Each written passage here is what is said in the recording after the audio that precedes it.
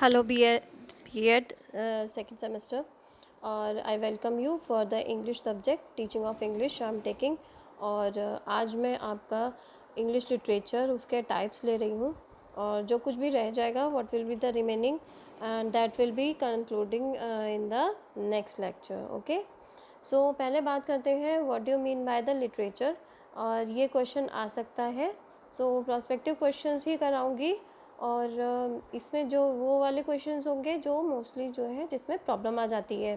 तो लिटरेचर जो है लिटेरा वर्ड से डिराइव हुआ है, which is a Latin word and that means anything which is written with the high artistic value. आते हैं टाइप्स ऑफ लिटरेचर, बहुत टाइप्स के होते हैं, आपने देखा होगा ड्रामा, प्रोज, पोएट्री, तो फिक्शन, नॉन फिक्शन, ये जो मैंने पहले लेक्चर्स में बताया था। तो पहला आ जाते हैं हम प्रोज पे। Prose is anything long written, ठीक है, लॉन्ग रिटन वर्क। तो प्रोज यानी कि रिटन वर्क, नॉट पोएट्री। तो प्रोज के भी बहुत टाइप्स होते हैं, जैसे नॉवल होता है, ड्रामा होता है। पहले में आ जाते हैं drama. This is may be a true life story और this may be a taken from an event, or that can be a imaginary story. And a novel has many characters involved, but this इसमें जो है dialogues नहीं होते हैं, ठीक है। जो main difference is that then we comes to the short story that means anything which is narrative, जिसमें कि many characters are also there, but the thing is the prose, the content is short, okay, 1 or 2 pages. And then we comes to the plays. You know that plays has certain there is stage scenes, ठीक है, these is divided like that only it is called a play is generally done on the stage. And then we comes to the folk tales, you know, folk tales, लोक कथाएँ, जैसे कि common होती हैं, गाँव वगैरह की होती हैं, एंड ट्रेडिशनल होती हैं विच हैज़ सम मैसेज, जिसमें कि एनोनियम्स होते हैं, ओरली बताई जाती हैं, और those are called folk tales. That is also a kind of prose. Anecdotes, that means that parents tell their sons or daughters their same story, their own story. तो अपना own experience is called anecdotes. Then we comes to ऐसे में क्या है, अपना view point express करना होता है. It has 3 points, 3 major points.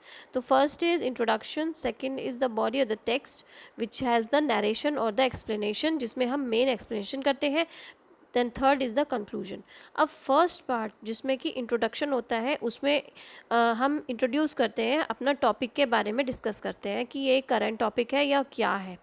Second जो है the content main body of the text, इसमें हम पूरा डिस्कशन डिटेल में करते हैं. We do all the discussion in the detail, like what why the consequences क्या होंगे, and what are the benefits of this. Like suppose the computer is a boon और bane, ठीक है, for the internet is a boon और Ben.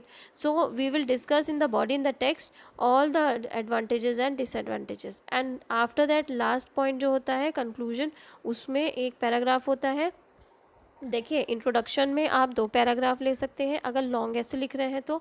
वैसे short ऐसे लिख रहे हैं, एक सिंगल पैराग्राफ में आप इंट्रोडक्शन इंट्रोड्यूस कराएंगे. सेकंड, उसके बाद कंटेंट्स में you will have at least 2 to 3 paragraphs to explain.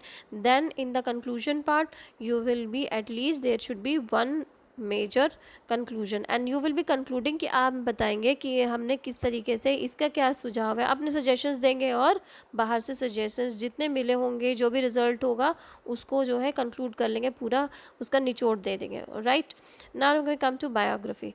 That is a life of a persons, may be written by himself और समवन एल्स. तो किसी और के द्वारा आपकी जीवन की कहानी लिखी गई, that is called an biography. And अगर आपने, if you have written it by yourself, then it is called autobiography.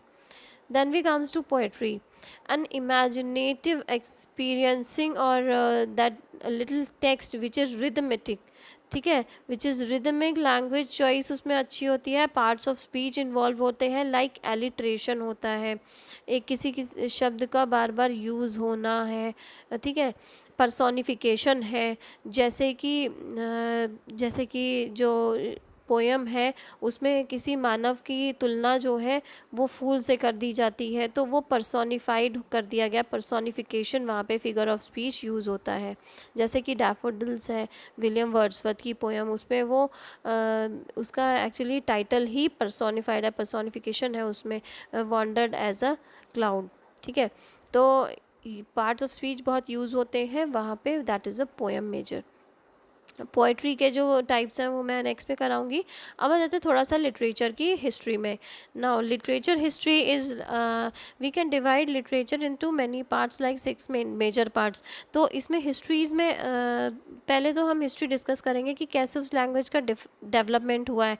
After that romances will be there in that, prose and verses है, वो मैं आपको डिटेल में बताऊंगी। टेल्स एंड ड्रामाज में, and lyric poetry and then ballet. तो पहले आ जाते हैं overall view of British literature ना, how literature developed. So we can divide this into 7 major parts. Now first is early and medieval English literature. इसमें जो है मेजर नाम आता है वो आता है चौसर का। चौसर ने कैंटरबरी टेल्स लिखकर बहुत ही बड़ा काम किया था, और that was the very famous of that time. जैसे कि हमारे यहाँ कालिदास ने शाकुंतलम लिखा है, इसी तरीके से यहाँ पे चौसर का रचना हुई है। और इसमें चौसर एक्चुअली है क्या, that poetry which has short stories. उसके बाद we move on to Elizabethan drama. Elizabethan drama जो हिस्ट्री में इनका एरा है विच हैज़ चेंज, तो it's this William Shakespeare belongs to this era. William Shakespeare की तो आपको सारी नॉवेल्स और ड्रामाज वगैरह के आप मालूम है, ठीक है। Then we comes to 17th century. In 17th century we can name John Milton. John Milton was, although he was blind, but he was very much he had lively that his all the things which I has discussed. In the 18th century, there are many poets. And romantic period, what we consider, don't, please do not misunderstand with romantic period as that romance which goes on between a man and a woman. that doesn't mean that. romantic period जैसे कि हिंदी में हमारे छायावाद हम कहते हैं, जिसमें कि we have the explanation of all the beauty, ठीक है, aesthetic values, that comes under the romantic period. Then 19th century novels, Charles Dickens, इन सब का इसमें जिक्र होता है। रोमांटिक पीरियड के हैं पीबी शैली और, ठीक है, कीट्स, ये सब आते हैं इसमें। देन 20th century, आपको इस बारे में पता है, इट्स गोइंग ऑन, और इसमें जो है इसमें भी बहुत सारे फेमस पोएट्स हैं और इनकी रचनाएं आपने पढ़ी हैं।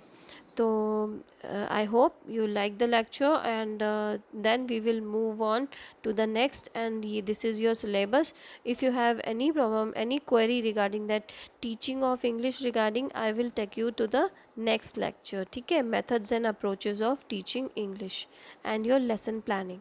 So if you have any query, you can call me in the given time, and you can message me personally in my WhatsApp. Okay, this is my WhatsApp number also. Thank you.